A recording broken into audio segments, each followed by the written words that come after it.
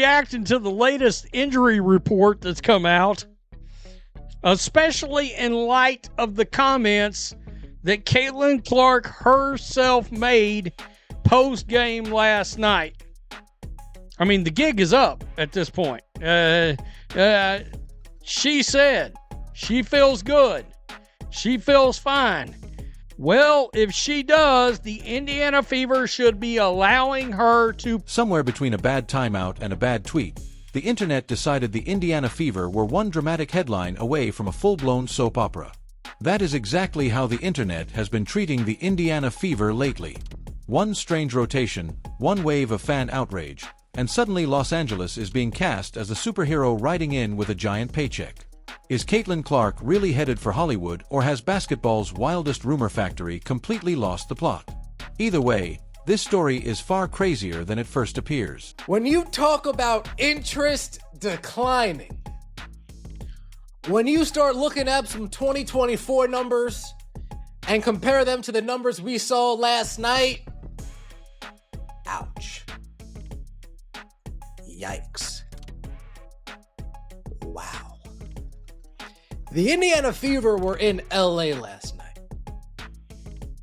The first time Caitlin Clark made her arrival in Los Angeles. There was something almost surreal about watching the biggest attraction in a sport become the center of every conversation except the one that seems to matter most.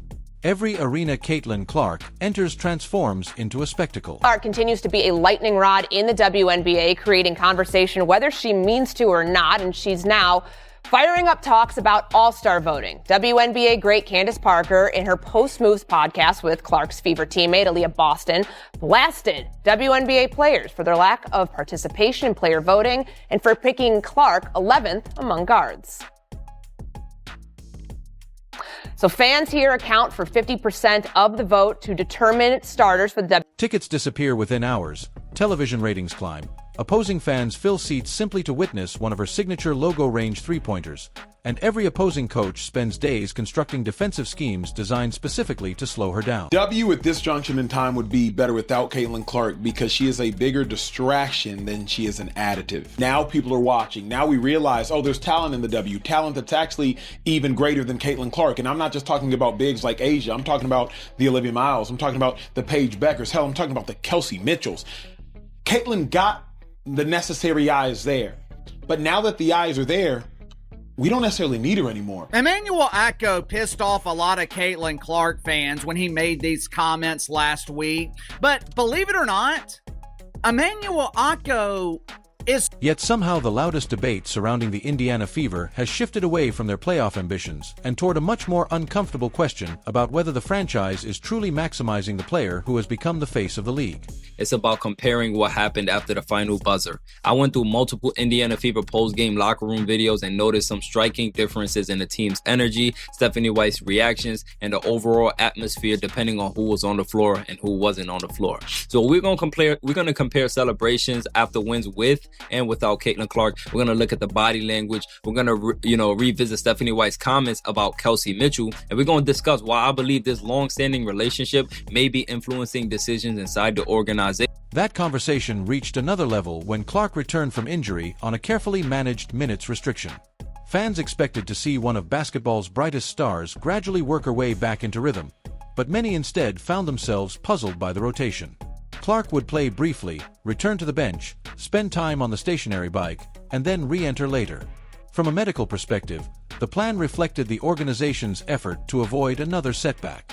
From the perspective of many passionate supporters, however, the constant interruptions made it nearly impossible for Clark to establish any offensive flow, and social media instantly exploded with criticism directed at the coaching staff. Basketball has always been a sport where perception moves faster than reality. Others insisted the medical staff deserve patience because protecting a franchise cornerstone is far more important than winning one regular season game. Before long, what began as a discussion about conditioning evolved into an emotional debate over trust, communication, and leadership. The criticism naturally landed at the feet of head coach Stephanie White. Coaching a team featuring a player with Clark's popularity might be one of the most difficult assignments in modern sports because every decision becomes national news. Talk about a debacle. Talk about a straight-up embarrassment and a debacle.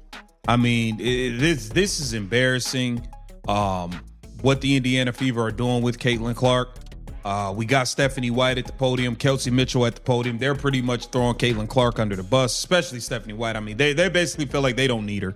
They don't need her. At this point, they just need to move on and break this relationship up.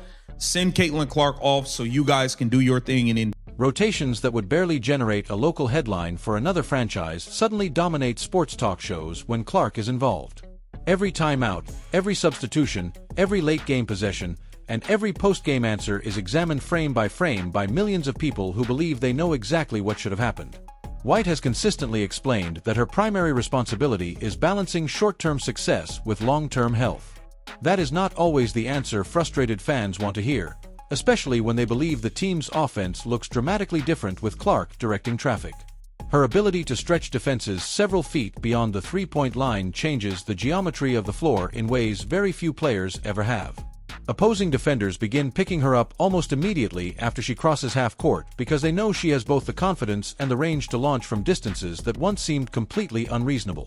Los Angeles Sparks coach Lynn Roberts openly discussed how Clark changes the pace of the game, explaining that Indiana becomes significantly more dangerous when she is on the floor because of how quickly she pushes the tempo and how rapidly transition opportunities turn into points. Roberts also emphasized that defending Clark begins much farther from the basket than almost any other player because allowing even a small amount of space can result in an immediate three-point attempt. This is women's professional basketball, right? This is pro basketball, right? If a player is healthy enough to play, they should play. I understand it's Alyssa Thomas. It's the Phoenix Mercury, although I thought I saw that Alyssa Thomas may not even play in this game. Anyway, it doesn't matter. All right? There's a lot of players in this league that don't like Caitlin Clark. We all know that. I venture to say I bet we could find one on every... Comments like those caught the attention of fans because they highlighted something opponents seem to understand very well. Even when Clark is not scoring 30 points, her presence forces entire defensive game plans to shift. Defenders hesitate to help offer transition coverage becomes more complicated. Passing lanes open for teammates simply because opponents are terrified of giving Clark a clean look from deep. On paper, the combination appears ideal. The challenge, as with many talented backcourts throughout basketball history, lies in developing chemistry that takes time rather than arriving overnight. Injuries have repeatedly interrupted opportunities for the duo to build consistent rhythm together, making it difficult for either player to settle into predictable roles. Some nights Clark dominates the offense, other nights Mitchell catches fire. Fans naturally dream about evenings when both are operating at full speed simultaneously, believing that combination could make Indiana one of the league's most dangerous teams if everything finally clicks. Game explosion versus, I'm assuming, the LA Sparks, right? And this was the reaction in the locker room. Just pay attention.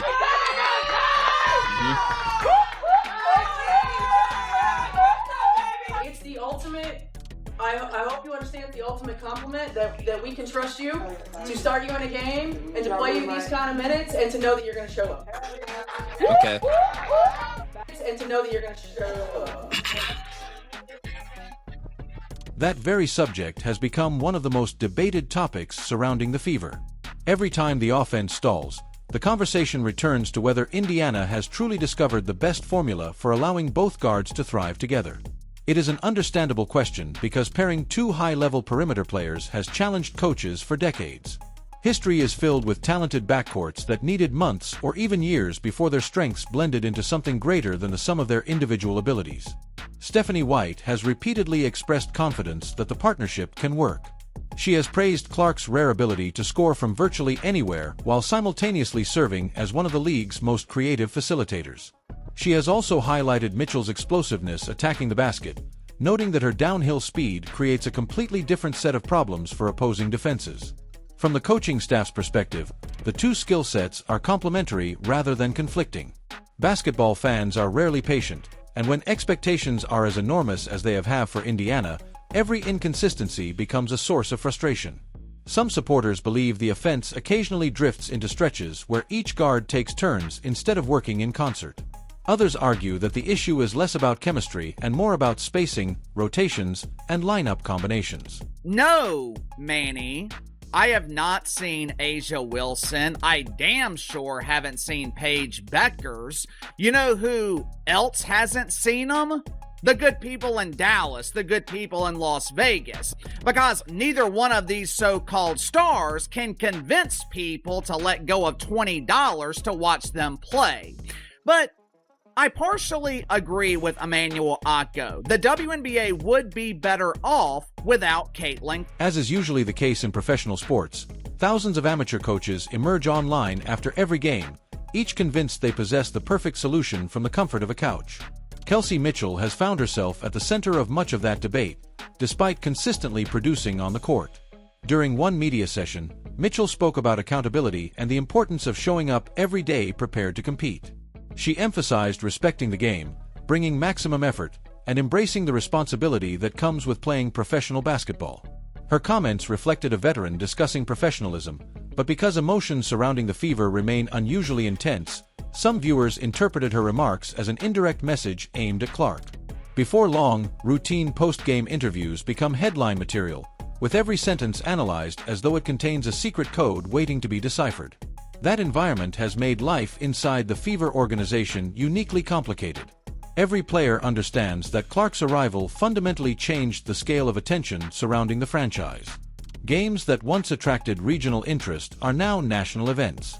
Reporters who previously covered the league only occasionally suddenly travel across the country to follow Indiana.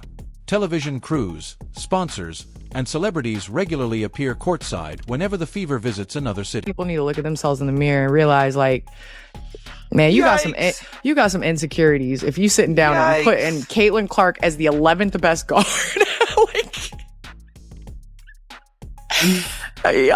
Y'all need to go to a therapist and figure out what childhood issues you have.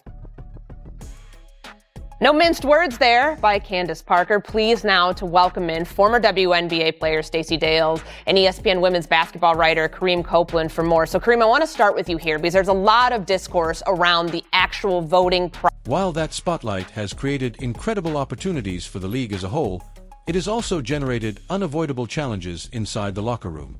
Every athlete wants to contribute. Every veteran wants recognition for years of hard work, and every competitor naturally believes they deserve appreciation for what they bring to the team. Balancing those individual ambitions while building a cohesive culture is one of the most difficult responsibilities any coach faces, particularly when one player becomes the center of nearly every national conversation. Interestingly, opposing coaches often describe Clark in remarkably consistent terms. She explained that Indiana becomes dramatically more dangerous when Clark is pushing the ball because turnovers that might become ordinary transition opportunities against another team instantly transform into fast break points within seconds. Roberts also pointed out something that experienced basketball fans immediately recognize. Defending Clark begins far beyond the traditional three-point line. Most guards can comfortably be picked up near the arc. Clark forces defenders to extend several additional feet because she possesses the confidence to launch almost immediately after crossing half court. That subtle adjustment stretches an entire defense and opens driving lanes for teammates who might otherwise encounter packed paint defenders. What did the Sparks do that you saw that you did not expect them to do tonight, coming in, that allowed them to score as many points as they did tonight? I don't think they did anything that we didn't expect them to do. I think we certainly understand how capable of a team they are. I felt like we just didn't match their energy. How capable of a team they are. This is one of the worst teams in the league. They don't have their star player in Kelsey Plum. They don't have Cameron Brink. I mean, come on, man. Stop it, Stephanie White. This was poor coaching. This was a poor plan. You dropped the ball. Comments like those demonstrate the respect Clark commands throughout the league. Opponents are not preparing for a marketing phenomenon. They are preparing for a player whose skill set forces fundamental changes to defensive strategy. That distinction matters because it separates popularity from basketball impact. Television ratings may introduce new fans to the sport, but opposing coaches spend their practice time worrying about basketball problems, not television numbers. As praise from around the league continue to circulate, another storyline captured fans' imaginations. The possibility of Clark one day sharing the floor again with longtime friend Kate Martin became one of the internet's favorite hypothetical discussions. Because Martin now plays for the Los Angeles Sparks, every friendly conversation between the two instantly fuels another round of speculation. A hug after a game suddenly becomes evidence. A smile during warm-ups becomes proof. Social media has an extraordinary ability to transform ordinary moments between close friends into elaborate music theories about future roster moves. And last night, the attendance was... Caitlin Clark is out today for rest. Caitlin Clark just got done telling us she's perfectly healthy. So why is she out for rest? Wait, didn't Adam Silver already crack down on players sitting out for rest? Didn't you have to give some type of an excuse? Oh, that hasn't made its way over to the WNBA. Realistically, constructing a blockbuster trade involving a player of Clark's stature would require enormous logistical, financial, and competitive considerations. Franchise players are not moved casually, particularly someone whose impact extends well beyond the court. The Fever invested heavily in building around Clark, and there has been no verified indication that the organization is actively looking to move her. Nevertheless, speculation persists because professional sports have always inspired fans to imagine alternate futures, especially when those futures involve pairing elite talent with compelling storylines. Whether such a scenario ever becomes realistic is an entirely different matter, but the discussion itself reveals just how transformative Clark's influence has become. Few athletes inspire this level of conversation every single day, regardless of whether they are actually changing teams or simply recovering from an injury. Perhaps the biggest lesson from this entire episode is not about trade rumors or coaching decisions at all. It is about the extraordinary pressure that accompanies becoming the defining player of an entire league. I said this a while back. I'm like, bro, the Fever play better without Caitlin Clark. Now, that doesn't necessarily mean they're better without Caitlin Clark, because I don't think they're better without Caitlin Clark, but they play better. Now, look, I'm not going to be delusional and say, oh, they can win a championship without Caitlin Clark. I don't think that's the case, but they just play better without her. And this is not like a situation where it's like, you look at the Aces, they don't really play well without Asia Wilson. When every victory is magnified, every loss is dissected, and every decision surrounding Clark becomes a national discussion that extends far beyond basketball itself. That attention can be both a tremendous opportunity and an enormous burden, especially for a franchise still learning how to navigate unprecedented expectations. For Indiana, the priority remains turning potential into sustained success. The talent is unquestionably present, but talent alone has never guaranteed championships. Health, chemistry, patience, and consistent development will ultimately determine whether the Fever becomes the powerhouse many envisioned when Clark Music arrived. For fans, the debates will undoubtedly continue, with every game providing fresh evidence for one side or Music the other. Until something concrete changes, however, the speculation about Los Angeles will remain exactly that, speculation. The reality is that Caitlin Clark is still the centerpiece of the Fever's future, and the basketball world will be watching closely to see whether Indiana can transform enormous expectations into lasting success, or whether the next chapter of this remarkable story takes an entirely unexpected turn.